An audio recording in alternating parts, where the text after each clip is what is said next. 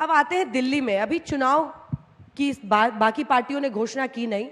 ऐसा लगता है कि आपकी जो क्राइटेरिया और क्रेडिबिलिटी है सर उम्मीदवार चुनने की, वो ये है कि इसका नाम क्या, मतलब मैं आपके हर उम्मीदवार के लिए नहीं कह रही हूँ, कि क्या किसी दंगे में इसका नाम है, क्या किसी क्रिमिनल केस में नाम है। ताहिर हुसैन क्यों? 2020 के दिल्ली दंगों में नहीं, आप जज नहीं हैं, आप कोर्ट नहीं है। जब तक कोर्ट फैसला नहीं करेगी, देखिए ट्रायल बाय मीडिया से कई मर्तबा आप लोगों ने कई लोगों की ज़िंदगी को ख़राब किया, और बाद में जब कोर्ट का जजमेंट आया, मीडिया बाय ट्रायल उन चैनलों ने कभी जिक्र भी नहीं किया। आज भी मैं कह रहा हूं कि कोर्ट में मामला है, कोर्ट तय करेगा। अब रहा सवाल क्यों दिए, क्योंकि कानून इजाज़त देता है। अब आप ये सवाल नहीं पूछ सकते प्रज्ञा ठाकुर से। भारत की पार्लियामेंट में ऐसे 40% या 45% एमपीज हैं जिन पर ग्रीवियस चार्जेस हैं, उनके बारे में कोई नहीं पूछेगा।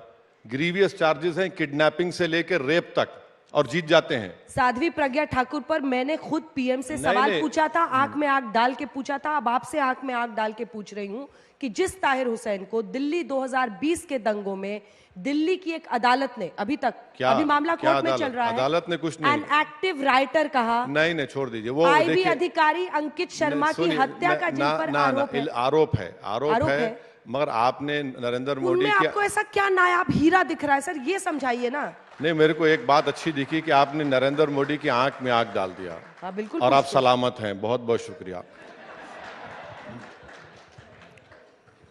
नहीं, आपने ताहिर हुसैन पर मुझे सैटिस्फैक्टरी जवाब नहीं दिया। नहीं मुझे आपका क्राइटेरिया क्या है? नहीं मैडम, सुनिए मैडम, देखिए मैं किसी टीवी चैनल पे जाके उनको क्राइटेरिया क्यों बताऊंगा? मेरे पार्टी ने, सुनिए, मेरे पार्टी का फैसला है। हमको लगा कि ताहिर हुसैन को टिकट देना चाहिए। कोर्ट ने उनको अभी तक क्या बोलते हैं, कन्विक्ट नहीं किया, और मुझे यकीन है कोर्ट इंसाफ करेगी। कोर्ट जरूर इंसाफ करेगा। जब इंसाफ हो जाएगा आप मुझे बुला लीजिए उस दिन। बांग्लादेश में हिंदुओं पर हो रहे अत्याचार के मुद्दे पर ओवैसी साहब क्या बोलना चाहेंगे? अरे पार्लियामेंट में बोले, आप खुश नहीं हुए? कल बोले हम। अब तो सरकार को घेर रहे थे, लेकिन नहीं, सुनिए एक बात नहीं, सुनिए। आप क्या वहां की सरकार को, मोहम्मद यूनुस की केयरटेकर सरकार को आप कटघरे में खड़ा करेंगे? अरे मैं प्रधानमंत्री थोड़ी हूं, मैं कोई फॉरेन मिनिस्टर हूं, मैं एक मेंबर ऑफ पार्लियामेंट हूं। मैंने जो कहा पार्लियामेंट में कि हम $55 बिलियन का इकोनॉमिक हेल्प बांग्लादेश को दे रहे हैं, और हम उनको बिजली दे रहे हैं। अडानी ने 5 बिलियन का पावर प्लांट झारखंड में डाला, और उसकी भी उनको भी पैसे नहीं मिल रहे। अडानी को पहली मर्तबा अडानी को कहीं से पैसे नहीं मिल रहे, तो बांग्लादेश से नहीं मिल रहे हैं। ये भी बड़ी ताज्जुब की बात है। अब वहां पर जो माइनॉरिटी पर जुल्म हो रहा है, हम तो बोले हैं, मैं तो पहले ही बोला हूं, मगर सवाल ये पैदा होता है कि यहां पर शेख हसीना क्यों बैठी हुई है? क्या दिक्कत है बैठने में? अरे यहां पर बैठकर आप जो है इस तरह के स्टेटमेंट्स दे रहे हैं, क्यों दे रहे हैं? अच्छा, मुझे समझ में नहीं आया कि क्या मोदी सरकार उन स्टेटमेंट्स को वेट कर रही है, नहीं कर रही है।